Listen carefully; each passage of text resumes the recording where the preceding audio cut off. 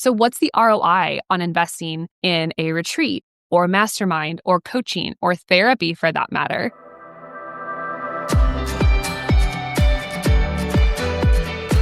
Welcome to Leaders of the West, a podcast for innovators and changemakers. I'm your host, Jessie Jarvis, the founder of the West, and I'm sitting down with agriculturalists, entrepreneurs, executives, and everyone in between with the goal of digging into the strategies, mindsets, and lessons that have been crucial to the success of ag and Western.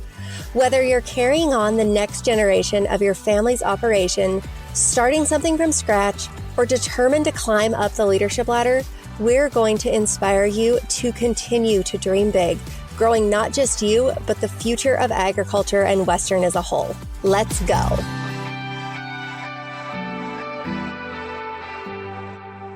Welcome back, you guys. We've got a brand new episode of the show for you all today. But before we get to that, you know those Facebook posts that you see all the time about ISO? In search of, does anyone know of a good designer? Or can you guys recommend a bookkeeper who understands ranch finances or farm finances? They get a ton of comments, but half of them are people saying, oh, I want that job. If only I lived closer, which is unfortunately not very helpful. Or it's people who are tagging their cousins, neighbors, sister-in-law.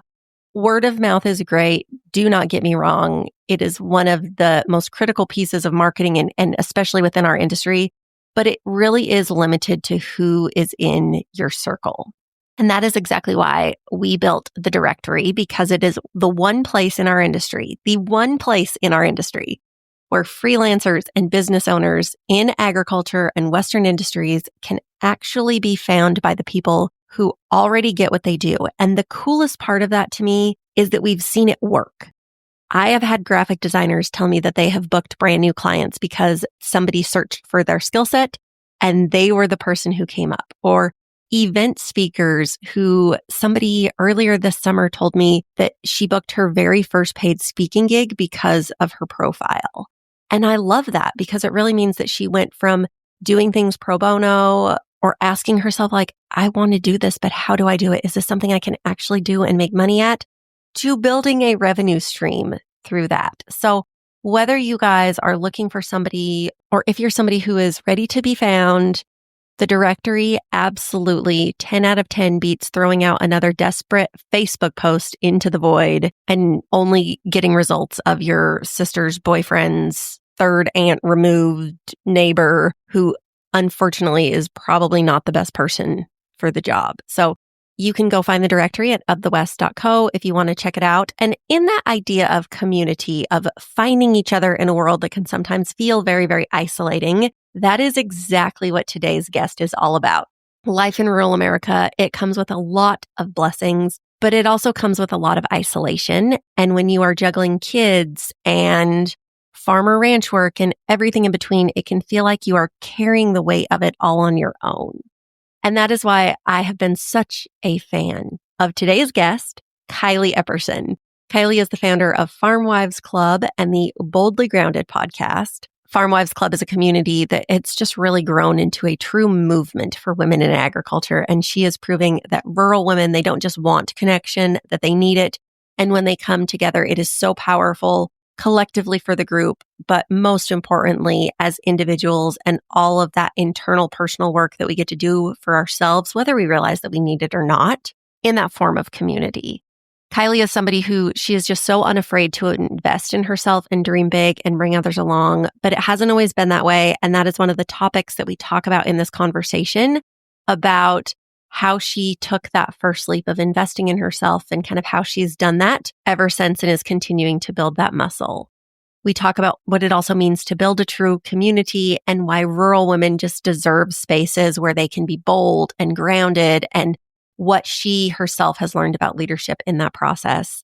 So let's give it up for today's guest, Kylie Epperson. Kylie, I am so looking forward to this conversation. Let's start somewhat at the beginning, just as far as give us an update as to your farm, your family, who you are, your journey into agriculture, and then what led you to create Farmwives Club, because I know there is definitely a through line across all of that. Amazing. Thank you so much for having me on the show. Anytime I get to share just the journey of from younger Kylie to now, it is such a gift for me. One, because I get to see how far I've come. It's like a nod to myself, but also I think it is super inspiring to hear other people's stories. So thank you again for this opportunity. My name is Kylie Epperson, and I am married to a fourth generation farmer here in rural Northeast Missouri. And together we raise corn and soybeans. We're traditional row crop producers in the Midwest. Up until last year, we had a significant amount of hogs that we have recently gotten out of.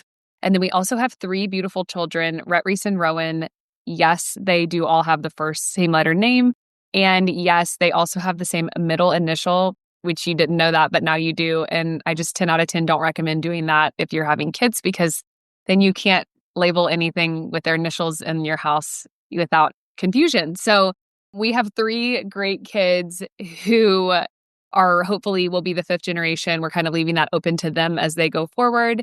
I was not raised on a farm. My parents were 9-to-5 workers. My mom worked for the USDA office in our local town, and my dad was a construction worker working like mega long hours, going to bed early, and really showing me, both my parents showed me a really good work ethic from a young age, but I never wanted for anything and was raised in a beautiful home. Went into FFA my freshman year of high school. I'm like, oh, all my friends are doing FFA. That should be kind of fun. And that was really my first introduction, minus having friends in agriculture. I didn't really, that wasn't something that I was aware of, but I'm like, FFA, I'm never going to be a farmer, but again, it's a social club. Like, I'll go do something because I needed one more thing on my resume. And oddly enough, I was in FFA, had been in Ag 1 that entire year. And at the end of the year, you sign up for CDEs. Is FFA a thing where you guys are at too? Yes, it absolutely is. Okay, so career development, I don't remember what the E stands for, but it's basically where you were in these contest judging teams. And our teacher, who now coaches and teaches the state poultry teams, her and her husband are both ag teachers, and they're like the state poultry winners. I was on poultry team my freshman year. So amazing, right? I'm this like cute little preppy girl that Jesse and I are the same age. And so we relate in our love for millennial fashion. Yes. I walked into this chicken judging contest.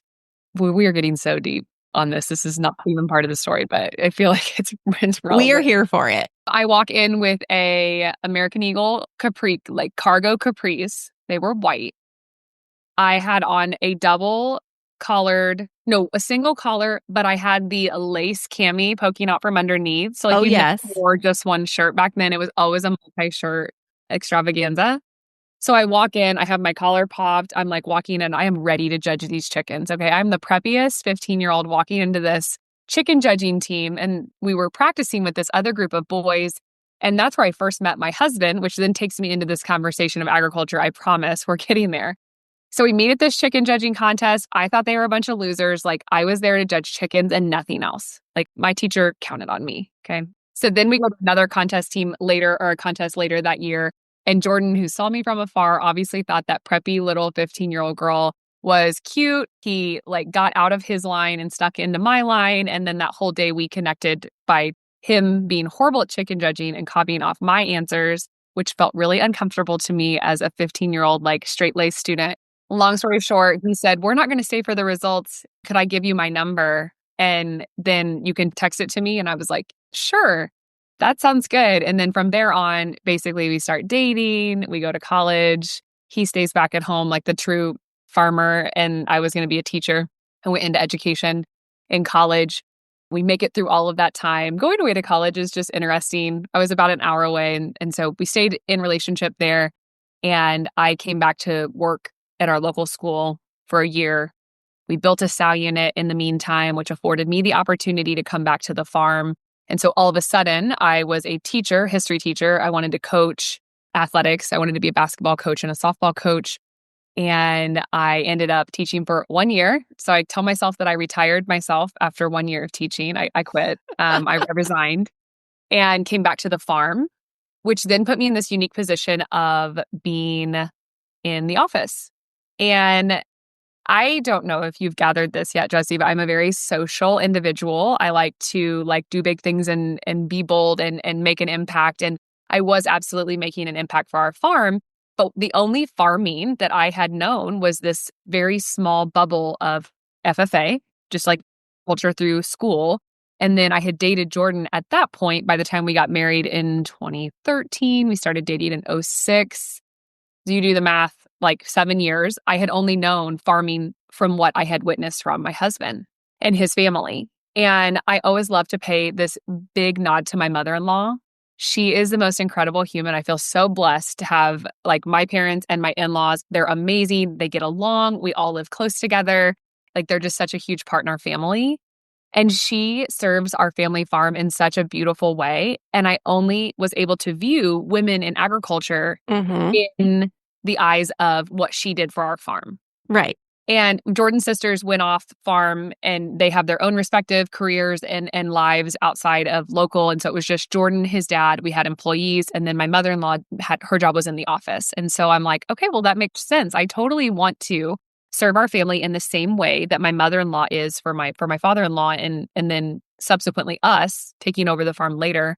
And so that's what I did. I came back, that we built the sow unit. It afforded me the opportunity to come back financially and work for the farm. And it made so much sense. I was going to save us money. And I really enjoyed it for a while. I had took so much pride in being able to like balance the books and keep everything in order. And I felt so much value when my husband or my father-in-law would come in and say, we need this. Can you help us? Will you do this for us? And I'm like, yes, like, yeah, I can do whatever you ask me to. So after that, we end up having a couple of kids, that those two RMEs, Rhett and Reese, and life is really interesting. I think we all got a really big taste of being a working parent and having kids at home. And some of us are homeschool parents, right? Like nod to the homeschool parents, because that is just a huge task that I don't feel God has called me to the road to walk down there. But I had the best of all worlds. It's what I always wanted, was to take my kids to work with me. Or I think that's what I wanted. I don't really know. I think that sounded really exciting. So I have this little boy and I take him to work with me and I'm trying to like be everything for everyone. And it came up with a lot of resistance. A year goes by, things get easier as babies do. We decide to have another one.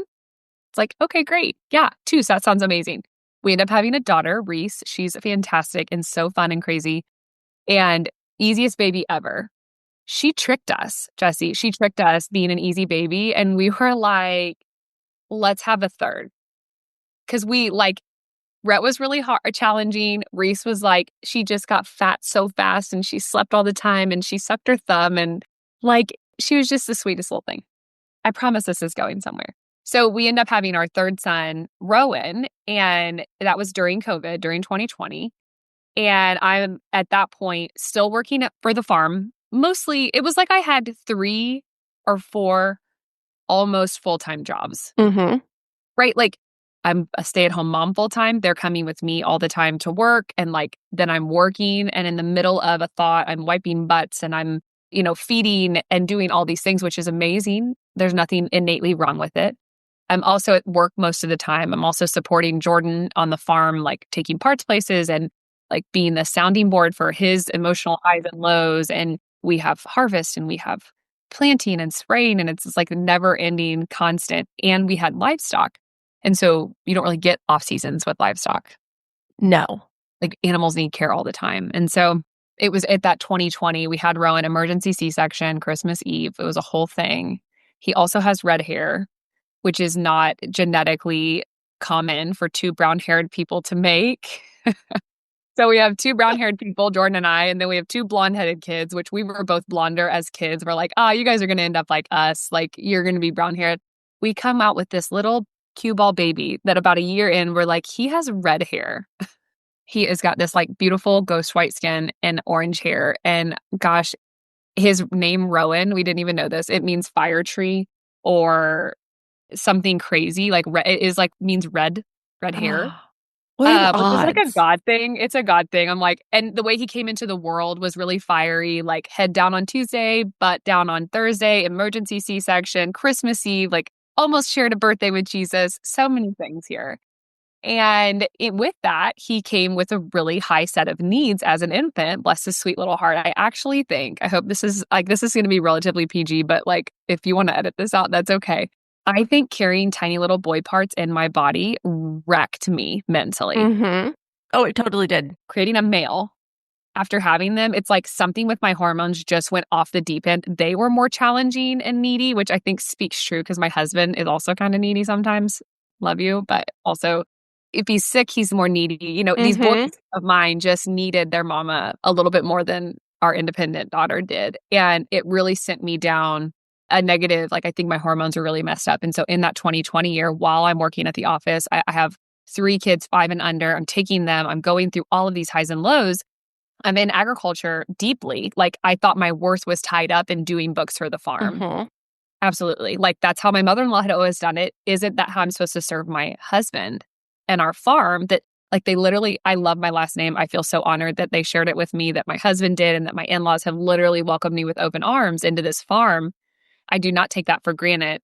And I'm about to like blow this all up, right? Like whatever my role was. And I just had this unset expectations that my mother-in-law was counting on me to take her job. My father-in-law was counting on me to take her job. And my husband was also. And really what I was doing was placing this massive set of expectations on myself of what does life look like different from what it is right now. And it needed to change because I was deep in postpartum anxiety and depression with Rowan. I had about 10 months there of really, really challenging. Like, I feel mostly bad for my older kids too, and myself and Rowan and Jordan. Like, it was just, I was not a great person to be around. And looking back now, I can see like lots of red flags and lots of places where I had opportunities to step back in certain areas. And, maybe it's not a millennial thing, but I feel as a high achieving woman, like we both are, it was like, let me just work a little harder. Yeah, like I am meant for more. I am made to do more. I can do more. I am not a quitter. But in reality, in order to do more, we need to like step back and slow down and occasionally quit. And I had also on the side been building this platform. It was called The Grateful Farm Wife on Instagram and on social media. That was really right at the infancy of social media taking off, especially in agriculture. And so I was uniquely sharing my farm story. I was working at the farm, I was being a mom, and I was trying to like be all happy and be so grateful because that's what we're taught as Christians and as in agriculture and in the Midwest. I had these like 3 big pieces of like, be grateful for what you have. And that's true. There's such a beautiful part of that. And also something had to be cut. So about 10 months in, Jordan and I were folding clothes. Okay, we're just going to go with this. Jordan and I are folding clothes, which Jesse, something's wrong if my husband is folding clothes. Like, not that he won't help. He's so helpful. He takes the trash out. If I say, babe, will you help me with anything? He's like the first person there to do it. But this was like a willing, let me help you. Because I'm drowning, right? I'm so struggling. And we're going through and he is folding these clothes and he looks at me and he says, please don't get mad about what I'm about to say. And I'm like, bro, I'm already mad. Yeah. What now? Yeah. What is about to implode? What am I not doing enough of? And he was like, if you don't want to work at the office anymore, we can find somebody else to do your job. And it was like he stuck a knife into my heart. Because what I heard him say was, you're really bad at your job. You're not doing what good enough. We need somebody in there that can do a better job. When in reality, he was just offering me help. He was saying, hey, let me take this off of your plate. Yeah, I see you're stressed. I see you need something. I know you're not going to do it for yourself. Allow me to step in. Correct. And it just wasn't like my community. I wasn't willing to hear that. All I heard was like, you're not doing good enough. Mm-hmm. I remember being so hurt. It wasn't even mad. It was just hurt. And I like remember storming off, and it was his way of helping me. And it was his way of also, I think, saying like, I can see your heart's not in it anymore. And I know you're meant for more. Not that the farm isn't more, like that's our bread and butter. I love agriculture. I love agriculture even more now that I'm not like boxing myself into this one role in ag. It wasn't too long after that I took a chance on myself. I went to this retreat, which was just like so eye-opening. I went for one reason and got so much more out of it. Came back, ended up saying, okay, I do think I need to step back from here. But again, I am not a do nothing kind of person. So I stepped right into House of Color, which is a style and color consultant, which, I didn't really feel qualified for. I went to training and now I'm just obsessed with style and color. Did that for a few years and decided that the pendulum had swung from like being all in agriculture to being kind of out of agriculture. And that wasn't what I wanted either. And so I needed to come back somewhere in the middle. which brings me to today, where I actually get to do what I had always wanted to do was coach rural women. I mean, that wasn't the end goal, but coaching. I went to be a teacher just to be a coach because my coaches had so greatly impacted me in high school. And now I get to do that through keynote speaking and specifically to women in ag groups. I love to do one-on-one coaching. I'm hosting a retreat next spring. And then that brings me to Farmwives Club, which is this beautiful community of women that I created. I cannot take full credit for it because these women also choose to come into this community and facilitate the space that we've created together. But it is an event in the fall where we bring together 200 plus women. This year we had 20 different states and one person from the country of Mexico, which felt very cool to be international retreat. Oh my gosh. But we all come into one place for a couple of days. It's an evening and full day. And then we added on a business portion of it on Sunday this year. And we literally just have a quote unquote pre-harvest party. And it's not ragey, like the parties that we went to in the 2000s, early 2000s, but it's where I bring in speakers and we did nervous system, we did finances this year. We took time to shop and to let them treat themselves and just really be before they have to dive into this season that is so demanding on women. It's so heavy. It can be. It's just a lot. It's a heavy weight to bear on top of what we're already doing. We're just doing a little bit more and a little bit longer, and harvest is long. So Farmwives Club is the epitome of what I think I needed when I was in that deepest, darkest place with Rowan. I just think that there was a missing piece, and maybe I wouldn't even have been receptive of it, but there was somewhere between the depth of being a farm wife, my husband literally going back to work immediately. I put the pressure on myself to go back to work immediately because I hadn't put the plan in place to be away from work for very long. And my worth was so tied up in what I did for our farm and what I did for my husband. And I honestly thought, if I step out of this part of my life, how will I be accepted? Again, it all comes back to worthiness. And so somewhere between that moment and now, I needed other people who were going through the same thing that I was going through or had already been through it. And I needed connection. I needed community. And we were in COVID when things were weird. And so I created this out of the need for me 5 years ago. It was what I think I would have just so desperately benefited from or deeply benefited from. And so I created this space, and it's just been so life-giving. Year 2 was so even better than year 1. I don't know. It's just so good. Okay, well, let's get right into that because you did host the most recent version of Farmwives Club in the beginning of September. So you're kind of still coming off of the high of that. Tell us about it. What is the energy in the room? I mean, there's 200 people there. How many of them do you see that have been in or are in that same place and space that you were when you said, I was in that season where I wish this would have existed? Yeah, it's interesting. It calls in all sorts of different stages. But the really interesting part about all of the women who are there, the energy level it's intentionally curated to be high when they come in, to be welcoming. I want people to feel like they're getting a big hug when they walk in the room. My love language is gift giving. So I just want the whole room to be aesthetically pleasing and warm and smell good and just be so comforting of okay, even though I took a chance on myself and felt uncomfortable signing up for this event, I can rest assured that the space will be inviting. And so that's step 1. The energy the first night, we had live music, we had a wine bar. Your live music was Mary Pat Sass, correct? Yes. Yeah. Well, she's one of my really good friends. She's like, "Oh yeah, sure, I can play music." Okay, you're so multi-talented. Please come. And not only play music, she was on our Farm Wife panel the following day. So she just got to really share a lot of her gifts with us. We had Missouri wine. We had one of the commodity groups here in the state come in and sponsor and do a wine tasting, which is so fun to not only showcase Missouri agriculture, but also to wine's fun. I like a good glass of wine. We had Casey's Pizza. I'm not known for Casey's. That's not my thing, but we don't have a lot of options around here. And so Casey's is a go-to for us. So it was really fun to showcase that company. It's just this warm room. And then we move into Saturday, and the energy there is just, it's like the Friday night gets all the jitters out so that Saturday you can come with an open mind and an open heart and really do work And do work is such a relative term because it's not your normal kind of work. It's like inner work. Yeah, it is like internal. I am working on myself. I am doing this for myself. Like I am coming to Missouri for me.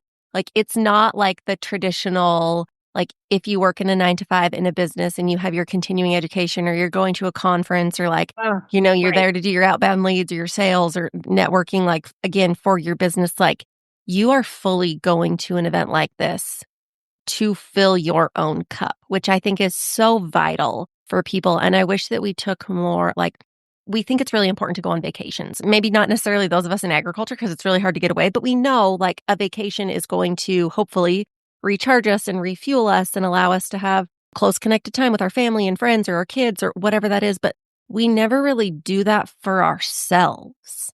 And I think that there needs to be just more emphasis put on that of like, it is a good thing because you can't pour into others if your cup isn't filled.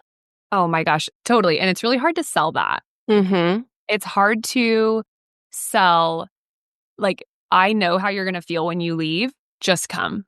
Like, you need this for you. You are deserving. You are worthy. You are so welcome here.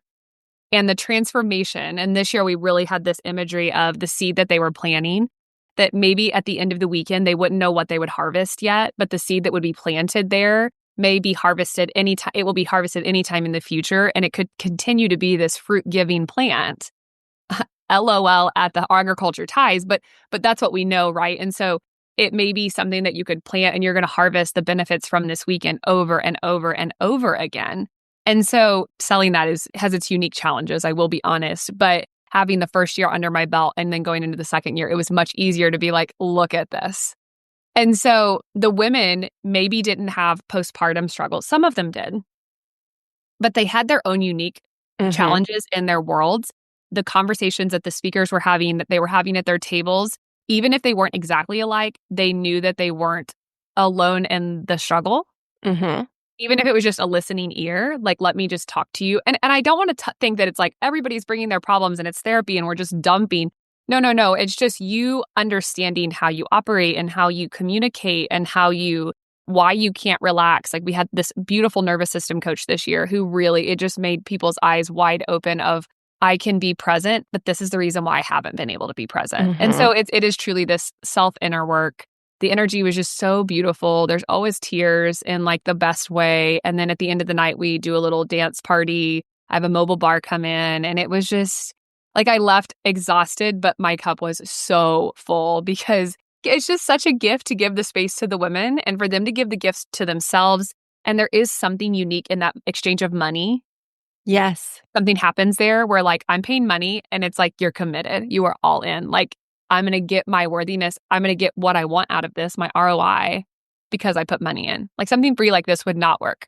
No, not at all. And honestly, never does. Like people who free things, people are not committed to free.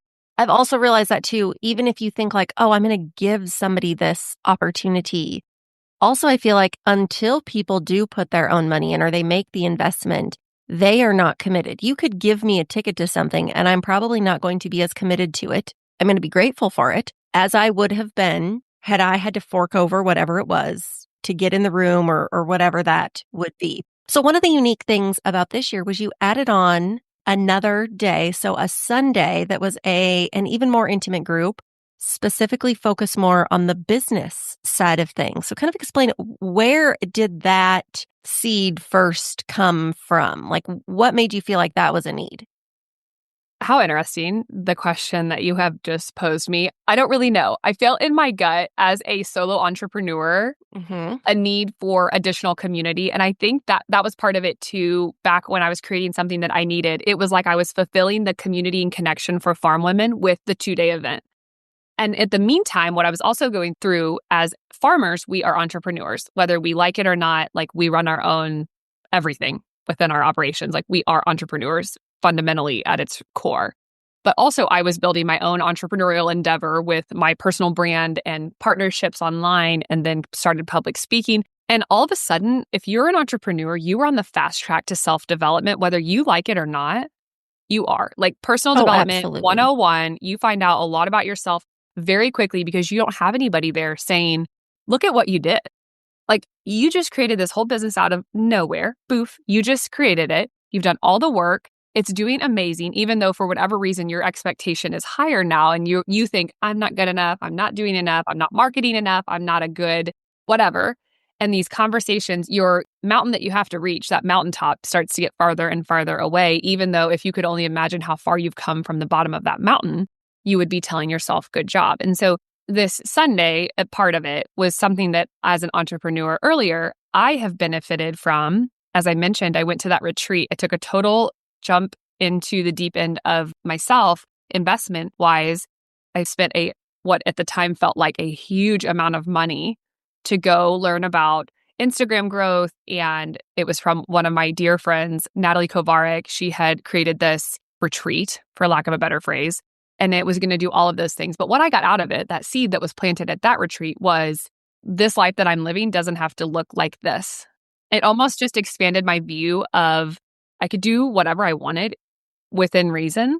And it was shortly after that I did make the decision to step away from bookkeeping at the farm. It was like, it was just started the conversation of my own worthiness and how it was not tied up in the farm and that my husband loved me for me and not because I could do the bookkeeping. And it's funny to say those things out loud because at the time, if someone had said that to me, I would have said like, oh no, Jordan loves me. Like, I know that. But just everything was so closely tied together.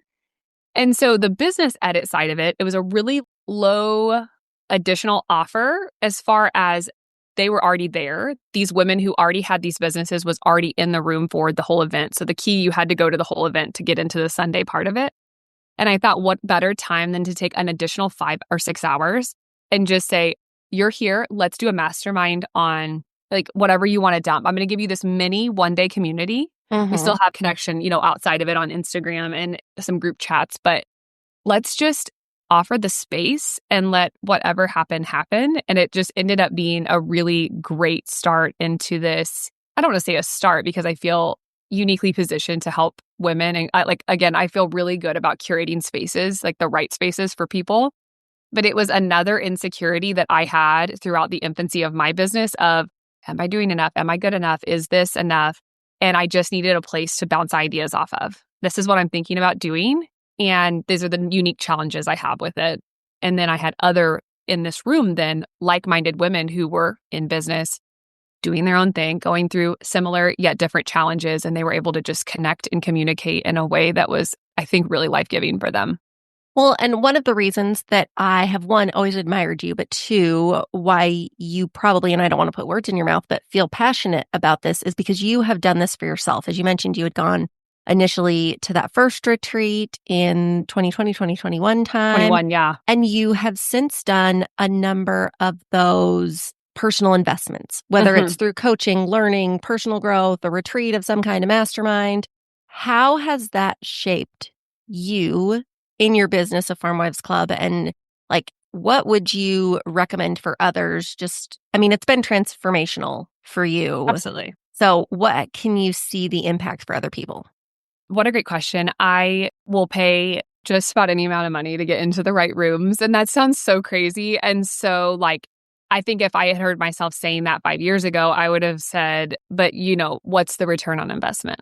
I always needed, before I would spend money, I needed to know what I was getting. If I'm paying you $100 for a good pair of jeans, I'm getting the good pair of jeans. If I'm paying for, you name it, food, if I'm paying for this meal, I expect it to be delicious and I want to enjoy it. So what's the ROI on investing in a retreat or mastermind or coaching or therapy for that matter? It's hard because the ROI just isn't right there. It's not evident. You have no idea what it is, and you have to use so much self-trust. And so that's what I paid for, was this continual flex of a muscle that needed to grow that was not even existent, and it was that of self-trust.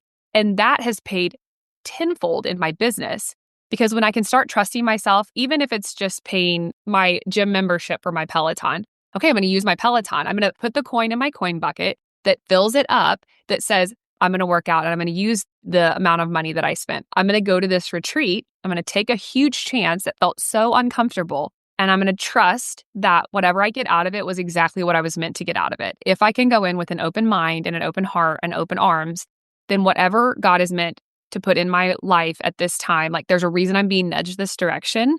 And so the ROI might not be evident. Like $4,000, which is what I'd spent at my first retreat. Whoa, that felt so expensive. But what I got out of that was clarity. It was the eye-opening need for a different change in my profession. It was the eye-opening need for, I needed time for me.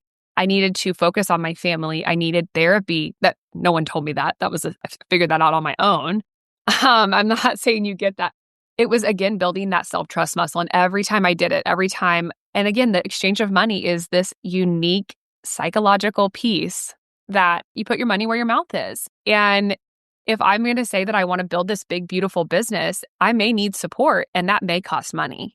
I may need to put myself in a room with different people that I've never been exposed to so that I can learn from them and I can absorb their knowledge and their whatever goodness and offer my own. And it's going to cost money. Well, and one of the things too, because I have also done a number of those same types of opportunities, again, whether it is an in-person retreat, whether it's an online, like a mastermind over a period of 3 to 6 months or, however long it is.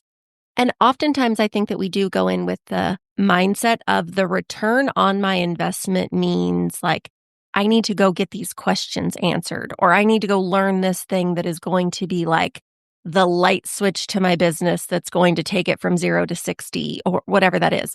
Oftentimes it's just the people that you meet. It is getting in the room and surrounding yourself with people that you would have never otherwise met that then create an opportunity or have an introduction to somebody else, or like what I have gotten most out of any of those types of opportunities that I have taken for myself is hands down the people that I have met and just being able to add them into my network and me being part of theirs. Correct. And just offering, again, with open arms, anything that you have to offer and being willing to connect somebody to somebody else. The people in the room really are, I'm just like you. I always go in and I'm thinking, what can I learn? Or what is the one thing? Why am I attracted to this offer? And what do I want to get out of it? And that's fine. But this most recent retreat that I just went on in February, I hadn't really done a big, big investment like that since the first one. So I'd had about 4 years in between. And I said, it's time. It's time for me to do this again. I'd done some masterminds here and there, and I've still currently have a coach. And when I went in, it was actually a really unique new conversation in my head that I was like, how the first hurdle is, what's my ROI? And it's a big amount of money. And am I worth it? And I got to trust myself. I had that under control. I was like, yep, I can feel my guts calling me to this. Like, here's my application. I was nervous. I pressed send. And then I voice memoed all my friends, like my business friends, and was like, what did I just do? Am I good enough? What if she turns me away? And, that was quickly like, you're fine. You're going to get in. Don't worry about it. Even if you don't, it wasn't meant to be. We solved that problem. And the interesting part this time was not what I was going to get back. It had a little bit more to it. It was a higher level. Like there was an income base part of it. Like you had to meet these requirements. Mm-hmm. And looking back now we're in September and that was in February. The hurdle that I had to overcome was feeling, it was still a similar conversation, but it was feeling worthy in the sense of being in the room that I had applied for and made it into. It was still a worthiness issue, but it wasn't, was I worthy to spend that money on myself? That one I had overcome that one. It was just like the same food in a different flavor. Yes, which is so common. Like that is why we consider things to be a muscle, right? Like you have to continue to work a muscle in order for it to grow.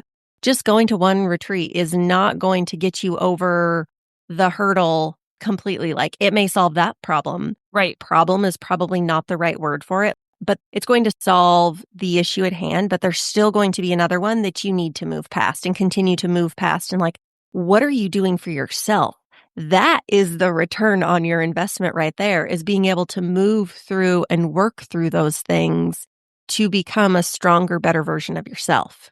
And again, it's hard to explain that to someone of like, well, what did you get out of it? Well, no, I didn't get my necessarily dollar for dollar back immediately. Like the information, we think of college degrees. We spend hundreds of thousands of dollars and we get a degree. And our return on investment is that we trust that that degree is going to get us a job that will pay us back quickly, the debt or whatever we have. I feel like that's like an unspoken truth of You get a degree, you get a good job, you get money, you live a happy life. That's not exclusively true either. As someone who has 2 degrees that I don't directly use, I use them, but not, I'm coaching and teaching, but not in a traditional educational setting. But what you get is this investment in yourself. And the first step in anything, in any improvement, in any growth, we keep saying like problems, both of us were like problems, and you have sad moments and you're crying. And that's not what this is at all. It's so beautiful.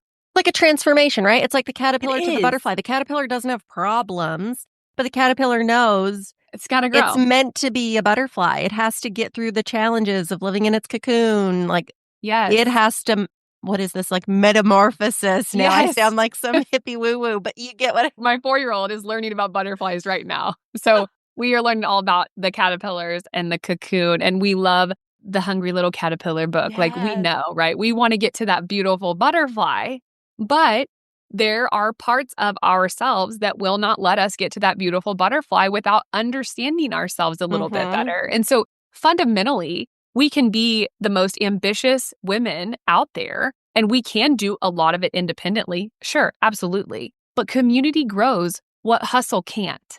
And so the community that you're curating, the community that you're putting yourself in connection with, and that not only you're making, but maybe your friends are inviting you into. And really, it speaks of the importance of having the right people in your community and surrounding yourself with the right, supportive, loving, similarly, that your morals align, and like all the bigger fundamental conversations. It speaks to the importance of who you surround yourself with. So I'll just say it again because I think it's so powerful. Community grows what hustle can't. And so, yes, you and I can hustle our way, or anybody listening who's an entrepreneur, we can hustle as hard as we want. I love hustling. I literally yell at my kids, hustle, like hustle up. I'm sure the people are like, you are just hardcore. I'm like, hustle up, Eppersons, move it along, But there is a part of us that will not grow because we're not, one, in community with the right people, but we also aren't in community with ourselves. We kind of ignore the parts of us that aren't as attractive or aren't as well-rounded. And what I've found is a lot of these pieces, yes, I take away great information. Yes, I go to events like Farmwives Club or Powerhouse Women Retreat or Real Rooted, whatever it may be, whatever flavor you're interested in or need to. It's not only the community that I find there, but it's also something new that I learn about myself, just like you said, and I work through. And it's like, oh, okay, I didn't realize that was a block still for me. And I know how to get through it now, or I can see it and now I can figure out a way to address unworthiness or fear or negative limiting self-beliefs or whatever it may be. Oh, we could go on and on about this conversation for hours and hours, days upon days. But I do want to, because we're on the topic of community, we haven't yet mentioned you have a podcast. It's called Boldly Grounded. So another way that you are serving your community and just continuing to build community. What is one of the biggest lessons that you have learned in being bold, even when it feels uncomfortable? Oh my gosh. What a great question. I've said that every question because I'm buying time to answer it. So give me just a second here. Okay. I have been pretty outspoken and bold my entire life. And somewhere in the mundane middle of life, or what I like to call the magical middle, mundane is a really like negative word for it, but where we're really learning and growing and doing like the internal work before we bloom into like a butterfly. I feel like it silenced my boldness. I thought, well, I'll just continue to fall into step and do what is expected of me. And really, it was my own self-expectations that I was like limiting myself to. It was what I thought I should do, what I could do, what I would do. Well, if I wasn't living in the Midwest, or maybe if we weren't farmers, not because I wanted to do anything else, but we do oftentimes put this capping like, no, we can't do that. It's harvest, which is partially true. We have livestock. I have cattle, I have pigs, whatever it may be. Like, oh, well, if only we didn't have that, then like I could be bolder or I could be bigger or do the big thing. And it's been really in this journey of self-development over the last 5 years that I've realized like I am who I am, and being bold doesn't have to be aggressive, or it doesn't have to be challenging or something that is unpalatable. It's actually just being who I am and speaking out and leading in a way that allows and gives others permission to do the same for themselves. And so I get so much information, knowledge, community connection from podcasts. I mean, I don't actually know the people talking on the podcast, but I learned so much. I like to respond to podcasts. I mean, in my head, I'm like, it makes me think, like catch me mowing with a podcast in, like my favorite time. And I'm not really by myself. I'm listening to somebody else talk to me about some topic that I'm interested in. And so I have so much to say. And you can only story so long on Instagram before people tune you out. And so podcasting is so fun because it's like whatever I'm thinking that day or whatever I feel called to share. And so it's also bringing forth other bold women who are making bold moves in their lives. And it's just, if we foundationally look at the word bold, I'm going to look it up and see what the old Webster dictionary tells us. It's an adjective describing someone courageous, daring, or unafraid in the face of danger, risk, or something noticeable and striking.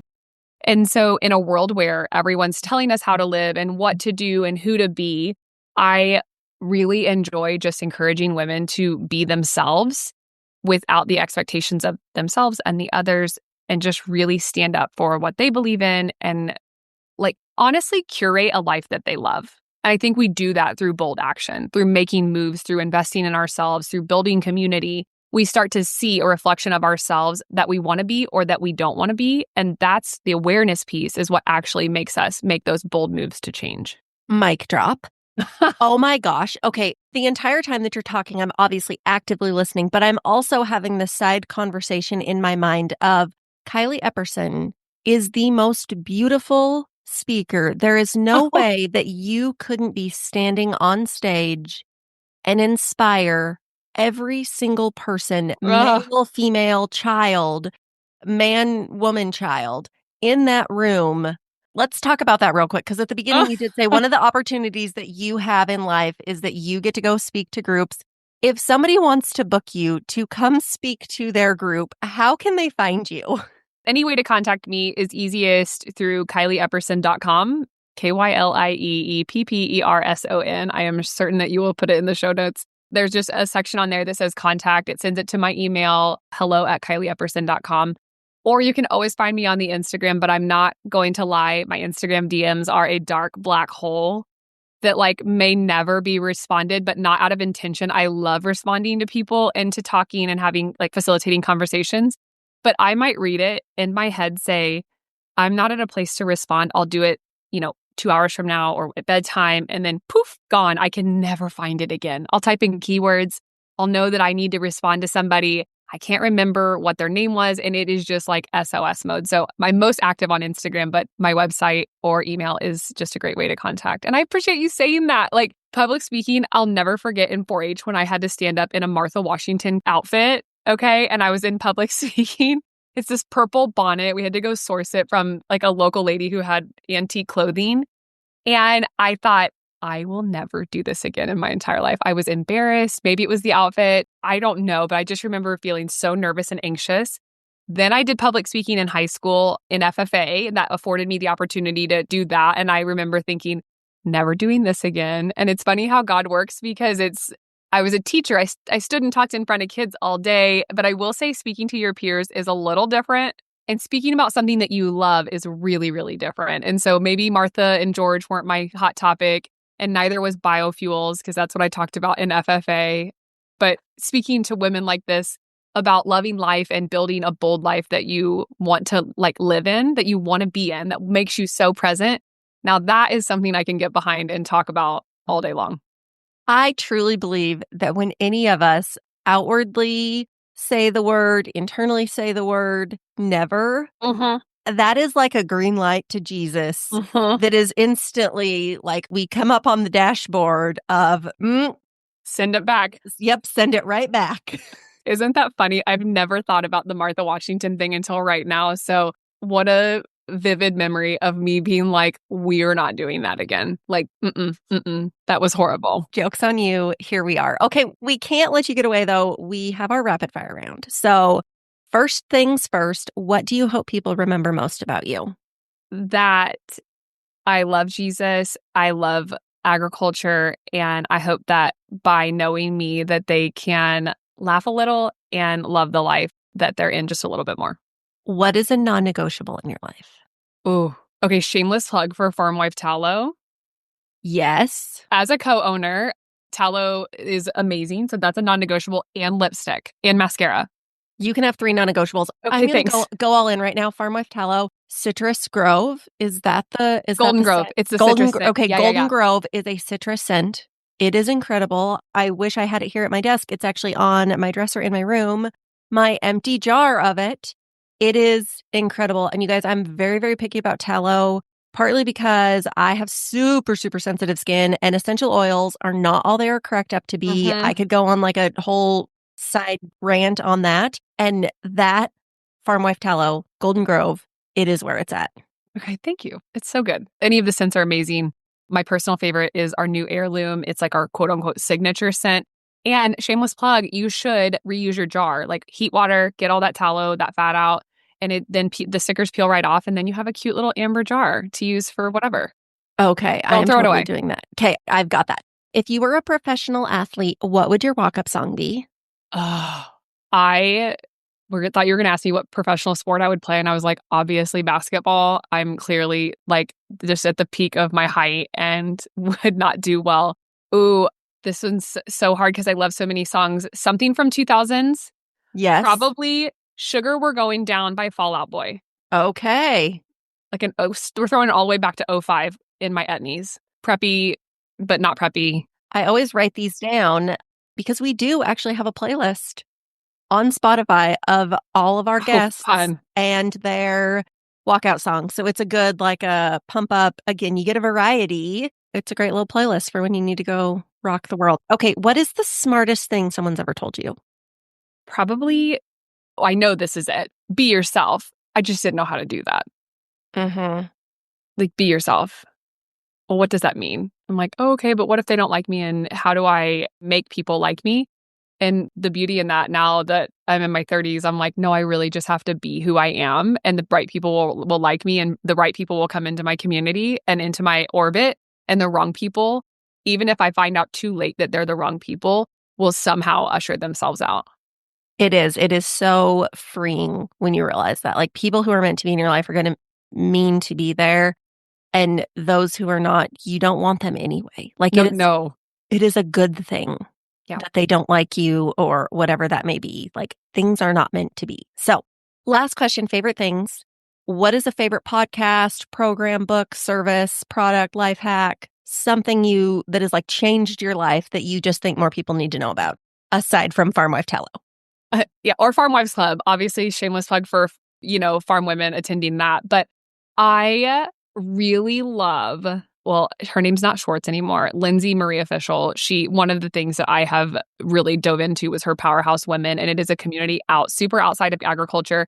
And you and I have both talked about how different being in agriculture and being a parent and all of these things are from some of these people that we look up to. But I really love her podcast. Mm-hmm. It's one of the things that helped me to build Farmwives Club by her taking the chance first and building her community. I'm like, that sounds so fun. I think I can do that too. And so her Powerhouse Women podcast was like my starting point for that train. And then obviously I was like, well, here's all my money and I'm going to come to the retreat now as well. And she has an event. So that has been something that's been really helpful for me in this stage. I love that. No, I have also followed Lindsay for a number of years and was part of her original membership. And I cannot say enough great things about her as well. So I highly, highly agree. I guess the only thing that we have left to talk about is if somebody's interested in attending Farmwives Club in 2026, where can they get more information? Obviously, by following you online, but where else? Everything is on the website. That's kind of like the main hub. There is a little event tab that you can follow.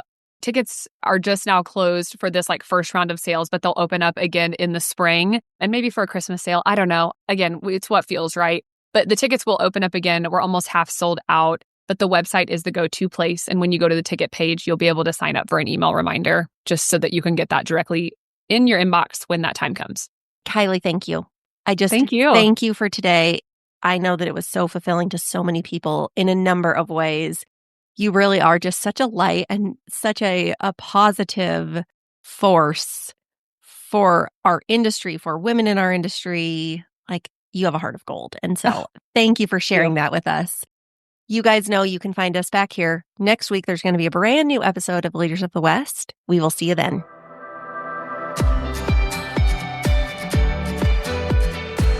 If you loved this episode, do us a favor and share it with someone else who might find just as much value in it as you did.